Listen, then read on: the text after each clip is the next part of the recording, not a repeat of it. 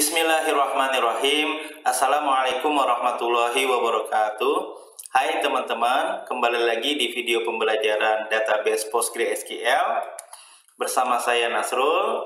Pada video kali ini kita akan mempelajari tentang Data Definition Language atau DDL. Seperti kita ketahui, struktur query language terdiri atas 3 bagian.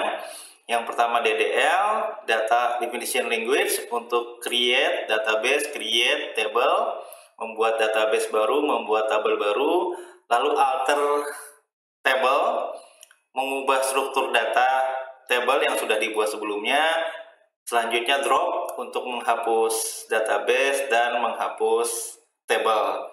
Lalu ada DML, Data Manipulation Language, untuk memanipulasi data. Ada insert data untuk menginput data baru, update data, mengubah data, delete untuk menghapus, select untuk menampilkan data. Terakhir jenisnya adalah DCL, Data Controlling Language, grant untuk membuat user baru, revoke untuk menghapus user yang sudah ada. Pada video kali ini kita akan membedah tentang DDL di table, create table, alter table, dan drop table. Ya, pertama kita akan coba buat tabel baru. Sebelumnya kita buat database, karena hierarki dari database adalah ada database, di dalamnya nanti ada tabel-tabel yang saling berrelasi satu dengan yang lainnya. Oke, sekarang kita buka SQL-nya ya, menggunakan PSQL yang ada di Windows. SQL Shell untuk PostgreSQL. Oke, saya perbesar dulu tampilannya. Ya, untuk servernya kita gunakan localhost saja. Untuk database-nya ya, kita masuk dengan database Postgres. Untuk portnya 5432, username-nya kita gunakan super user yaitu Postgres, lalu masukkan password user Postgres-nya. Ya, kalau sudah masuk ya, kita akan masuk ke dalam database Postgres. Sekarang kita lihat list database yang sudah tersedia dengan perintah \l. Ya, ini database yang sudah tersedia, ada database gudang, inventory, Postgres gitu ya, kepegawaian dan seterusnya. Oke, selanjutnya teman-teman kita masuk ke sebuah database, misalnya database kepegawaian. Ya, untuk masuk ke dalam sebuah database perintahnya \c change ya, nama databasenya kepegawaian.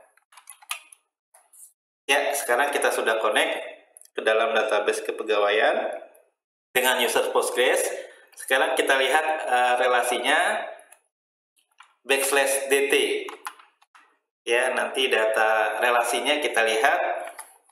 Ya, di kepegawaian di sini ada pegawai, ada gaji, ada golongan, ada departemen dan seterusnya. Ya, untuk melihat deskripsi dari sebuah tabel perintahnya adalah \d pegawai.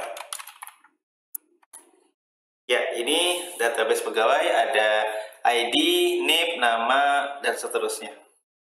Baik, teman-teman, sekarang kita akan buat database baru. Di dalam slide di sini diminta untuk membuat tabel jenis barang dan tabel barang ya. Berarti nama databasenya misalnya DB toko ya. Misalnya ini toko untuk menjual barang ya. Berarti perintah DDL-nya, Data Definition Language-nya adalah create database. Misalnya nama database-nya DB toko. Akhir statement query diakhiri dengan tanda titik koma. Ya, oke, teman-teman. Sekarang kita sudah membuat sebuah database baru bernama database toko. Ya, databasenya sudah terlihat. Sekarang perintah untuk melihat list dari database yang tersedia \l. Ya, kita lihat ada DB toko, pembuatnya atau ownernya adalah Postgres itu sendiri. Ctrl C untuk mengakhiri perintah, teman-teman. Oke, selanjutnya kita masuk ke dalam database database DB toko. Perintahnya \c karena sekarang kita masih di kepegawaian. Change ya, nama database barunya yaitu DB toko. Ya, sekarang kita sudah connect ke dalam database DB toko dengan user Postgres. Jika kita lihat relasinya \dt pastinya belum ada karena kita baru DDL create database. Ya, nggak ada relasi, maka kita tidak bisa melihat deskripsi dari sebuah table. Nah, sekarang kita akan gunakan SQL DDL untuk create table. Tadi syaratnya pertama kita buat database baru, database kosong namanya DB toko. Lalu kita berpindah ya dari database kepegawaian ke database toko dengan perintah \c DB toko. Lalu kalau sudah masuk kita lihat relasi tabelnya belum ada.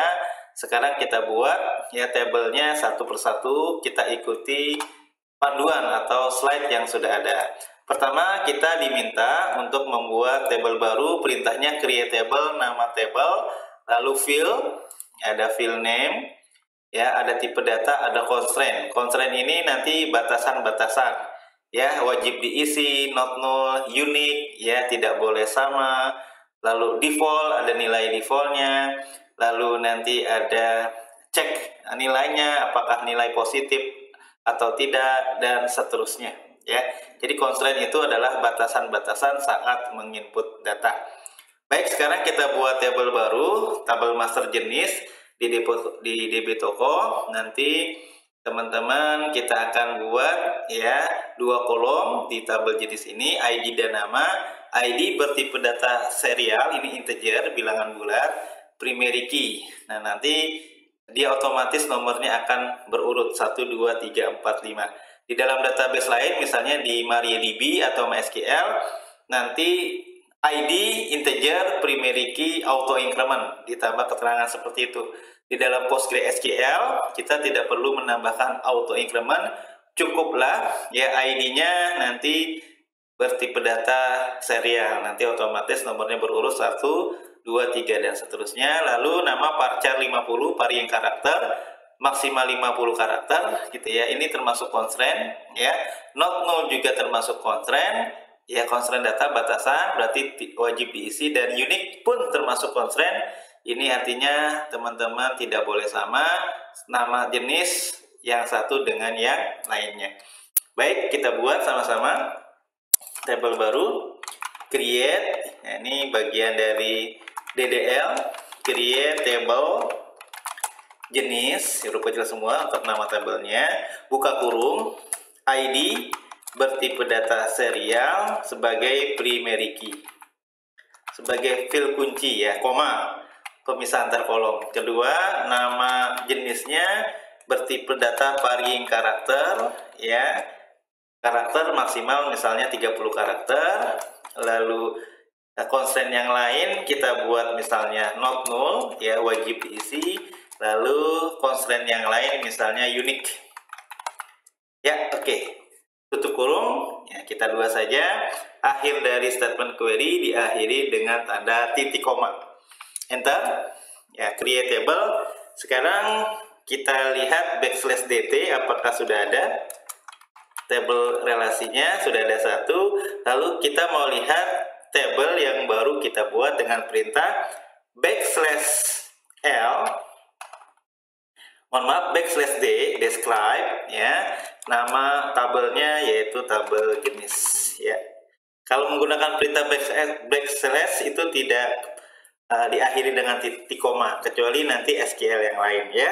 Kita lihat \d jenis, describe-nya, deskripsinya ya. Ini dia teman-teman, ID, nama, ada tipe data, ada nullable apakah boleh kosong, ternyata semuanya tidak boleh kosong.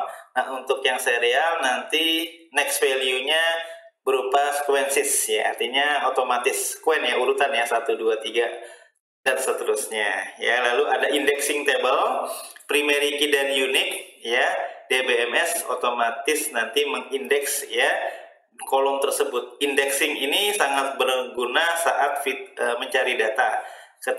Ketika datanya sudah ribuan, ya kita nanti bisa mencari data dengan tepat dan cepat ya, karena sudah diberi indeks ya.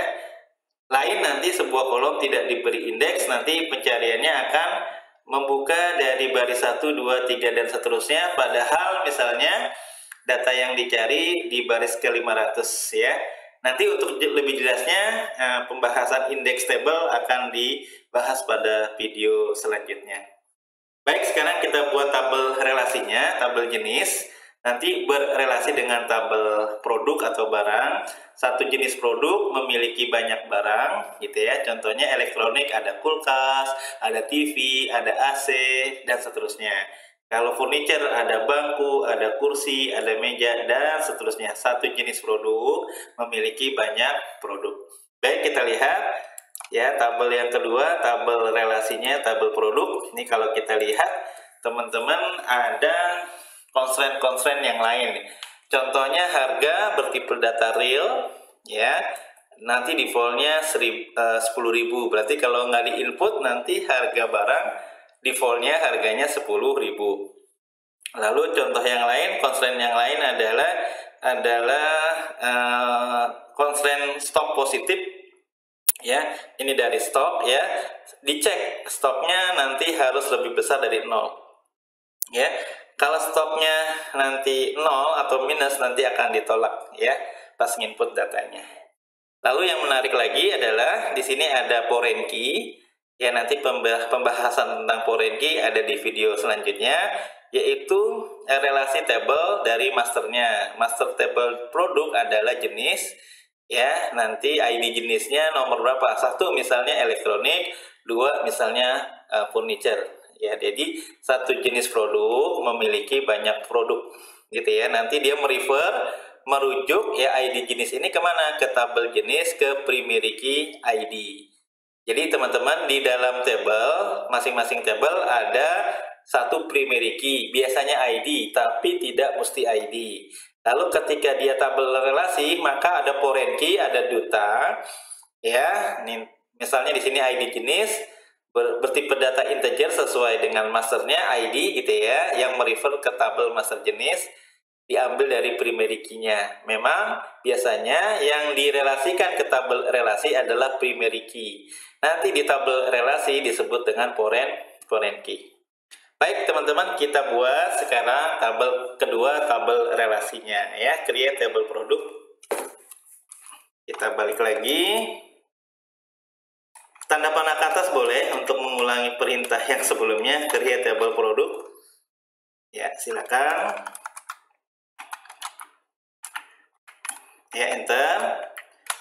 Tanda panah atas atau ke bawah ya, teman-teman. ID, serial primary key. Ya, kita lihat urutannya. Kedua, kode char. Kode char 5. Char tipe data fix ya, teks juga fix. Kalau di set 5, nanti alokasi memori 5 karakter. Misalnya kita input hanya 2 karakter, nanti tetap dihitung 5 karakter. Beda dengan varchar, seperti nama di atas ya. Varying karakter varying 30, jika di input 10 karakter, nanti alokasi memori hitungnya tetap 10, tidak 30.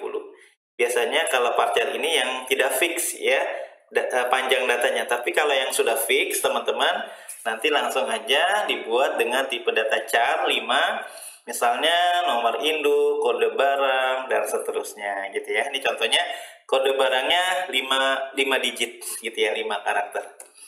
Ya, wajib diisi constraint-nya not null ya, dan satu lagi constraint yang lain adalah unique. Oke, koma antar kolom ya. Setelah itu ada nama produk. Nah, ini sama ya. Dengan nama jenis, nanti kalau direlasikan akan menggunakan konsep alias ya. Nama varchar ya 30 not null, tapi nanti nama produk misalnya boleh sama, atau kita lihat slide-nya. Untuk nama produk ya 50 nggak boleh kosong, 50 ya. Kita ikuti slide contohnya. Lalu selanjutnya teman-teman ya, kita akan buat kolom selanjutnya, yaitu harga. Nah, di sini ada constraint yang kita buat sendiri, nilai default 10.000. Harga bertipe data real, nanti bisa pecahan ya. Kalau integer bilangan bulat, not null ya. Di dalam database lain misalnya MariaDB biasanya double gitu ya. Ini real, not null, defaultnya 10.000. Baik. Ya, harga bertipe data real, not null, wajib diisi. Lalu constraint-nya default. Nilai defaultnya kalau di input berapa? Misalnya 10.000. Berarti harga produk nanti minimal berapa? 10.000. Kita lihat lagi. Ya. Lalu selanjutnya stok bertipe data integer. Stok bertipe data integer ya, not null. Lalu teman-teman di sini ada constraint lain, yaitu constraint cek positif. Ya, artinya stoknya harus dicek dulu lebih besar dari 0 nggak, kalau 0 atau minus nanti ditolak gitu ya. Oke, ada constraint yang kita buat sendiri, ini di enter boleh ya. Oh, atau ini belum selesai ya, artinya pendefinisian stok belum selesai, berarti jangan di koma ya. Constraint ya, nama constraintnya misalnya stok positif, jadi harus bilangan positif nih, stok underscore misalnya positif cek. Nah, dicek dulu ya, nanti stoknya harus lebih besar dari 0. Stok, nama kolom yang barusan dibuat harus lebih besar dari 0. Nah, ini teman-teman constraint yang kita buat sendiri. Koma. Sudah selesai. Stok bertipe data integer, wajib diisi. Constraint namanya adalah stok positif, dicek stoknya harus lebih besar dari 0 gitu ya. Terakhir teman-teman ya, ID jenis merupakan foreign key, ini primary key di setiap tabel. Di tabel master, tabel jenis ada primary key yaitu ID gitu ya. Nah, ini foreign key-nya misalnya namanya ID jenis ya, bertipe data integer ya, lalu references merefer ke tabel jenis ya, tepatnya ke primary key tabel jenis yaitu ID. Baik, kita lihat seperti itu ya. Oke, kalau sudah selesai, diawali dengan buka kurung, diakhiri dengan tutup kurung, akhir statement query seperti biasa diakhiri dengan tanda titik koma, enter. Oke, create table, tabelnya sudah terbuat.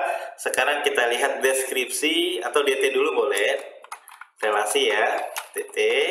Ya, sudah ada 2 tabel. Sekarang kita lihat deskripsi tabel produk yang barusan kita buat.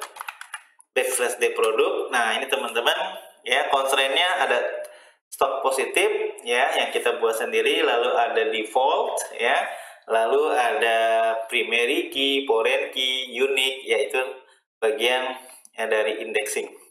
Baik teman-teman, ini DDL untuk create table. Kita sudah buat 2 buah tabel yang saling berelasi ya. Satu jenis produk memiliki banyak produk. Baik, ya selanjutnya kita akan pelajari DDL table yang lainnya, yaitu alter table, mengubah struktur data. Ya. Setelah kita berhasil create table bagian dari DDL yang pertama, sekarang kita masuk ke DDL bagian yang kedua, yaitu alter table, mengubah struktur data. Baik, sekarang kita akan mempelajari bagaimana mengubah struktur data di sebuah tabel menggunakan DDL alter table. Contoh yang pertama, kita mengubah tipe data. Sintaknya alter table, nama tabelnya apa, lalu keywordnya, perintahnya alter kolom, nama kolom yang akan diubah apa, lalu ada keyword type, tipe datanya apa ya. Contohnya alter tabel produk, alter kolom nama, tipenya menjadi tipe data varchar paring karakter sepanjang 30 karakter. Oke, sekarang kita praktekkan teman-teman di PSQL-nya. Kalau kita lihat ya, di sini ya, di tabel produk ada kolom nama paring karakter 50 menjadi 30 karakter. Perintahnya alter tabel produk, ya, alter kolom nama, tipenya tetap varchar, varying karakter, tapi yang tadinya maksimal 50 karakter diganti menjadi 30 karakter. Ya, seperti itu. Ya, kita enter. Alter table, sekarang backslash D, nama tabelnya tabel produk. Ya, enter. Yang tadinya 50 menjadi 30. Oke, contoh selanjutnya. Kita akan menambahkan kolom, misalnya nambah kolom foto produk, ya. Alter table, nama tabelnya add kolom, nama kolom add kolom name, ya. Nama kolom barunya apa, lalu tipe datanya apa, type, data type.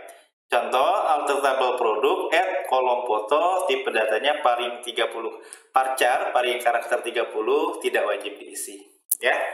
Baik, kita praktekkan lagi. Tanda panah ke atas saja ya. Alter table produk, alter kolom, ya, bukan alter kolom ya,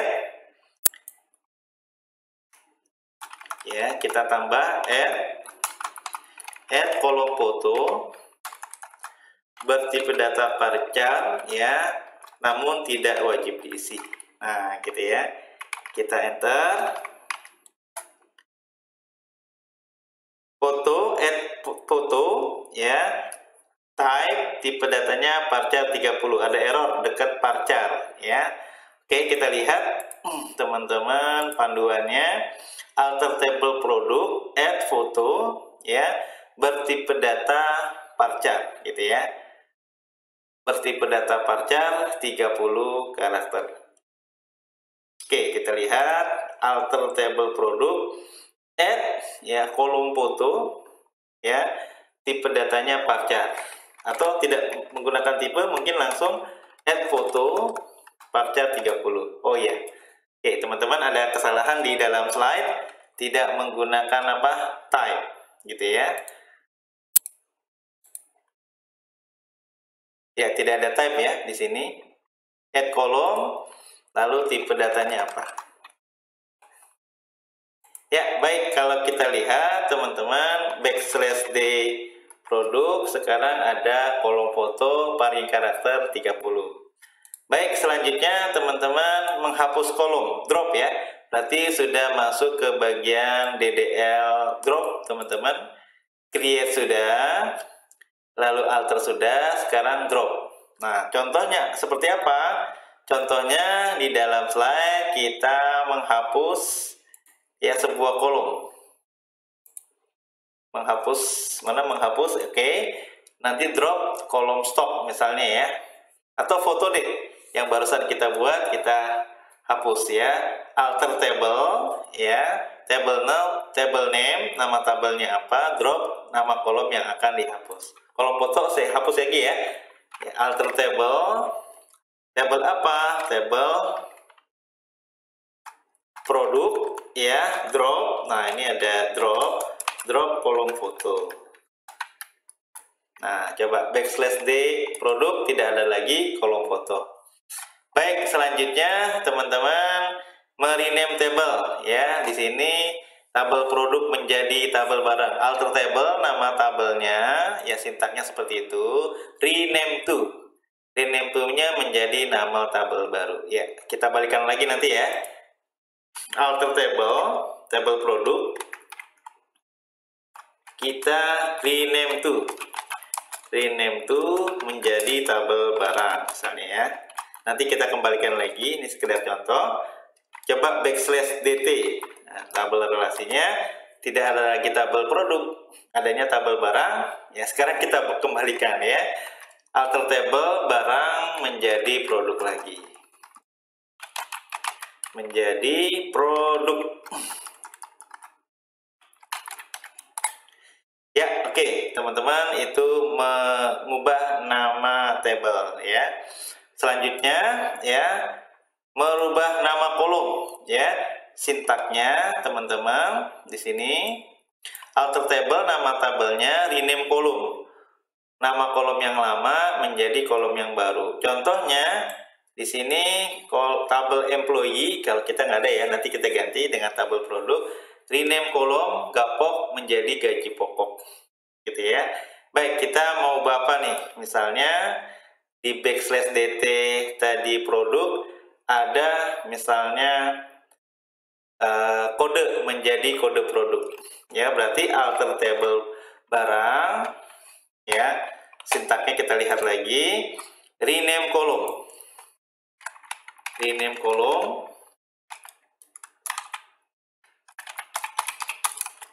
kolom apa? Kolom misalnya yang kita mau ubah kolom kode menjadi kode produk. Misalnya ya, seperti ini contoh aja. Ya, rename kolom to ya menjadi apa? Kode produk. Nanti kita kembalikan lagi kode underscore produk.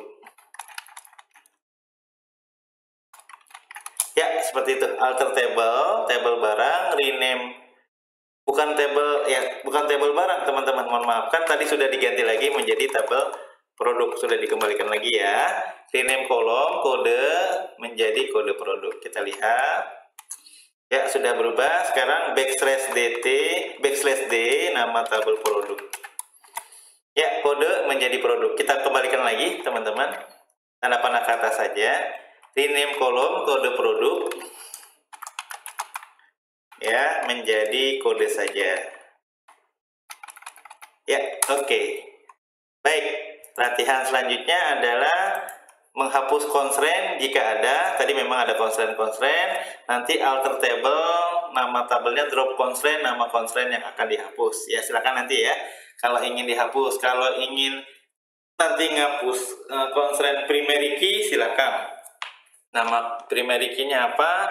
Kalau ingin menghapus foreign key, silakan, dipersilakan. Nah, saya contohkan satu saja, yaitu menghapus constraint, misalnya tadi cek ya.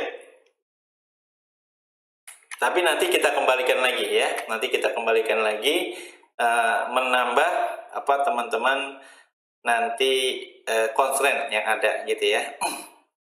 Baik, di sini kalau kita lihat teman-teman ada constraint misalnya atau yang unik.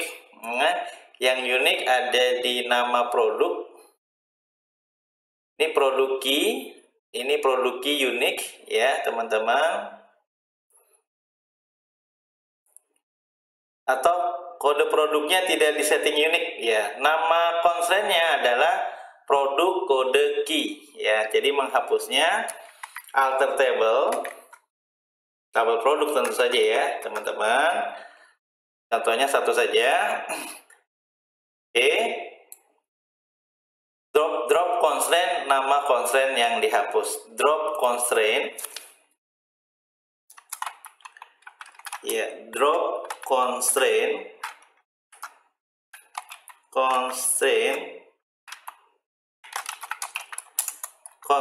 ya, nama constraint yang dihapus misalnya produk underscore kode underscore key. Jadi nanti yang tadinya unik dihapus ya, unique constraint-nya. Ya, perintahnya alter table produk drop constraint, nama constraint-nya yang akan dihapus. Oke, seperti itu. Alter table, nama tabelnya, drop constraint, nama constraint yang akan dihapus. Ya, kita enter. Ya, sekarang kode produk tidak lagi menjadi unik karena constraint uniknya sudah dihapus. Kita lihat lagi /d apa teman-teman produk. Ya, tidak ada lagi constraint untuk kode produk yang di setting unik ya. Tapi untuk yang primary key, yang nanti stop positif itu masih ada gitu ya. Baik, demikian teman-teman pembelajaran tentang DDL.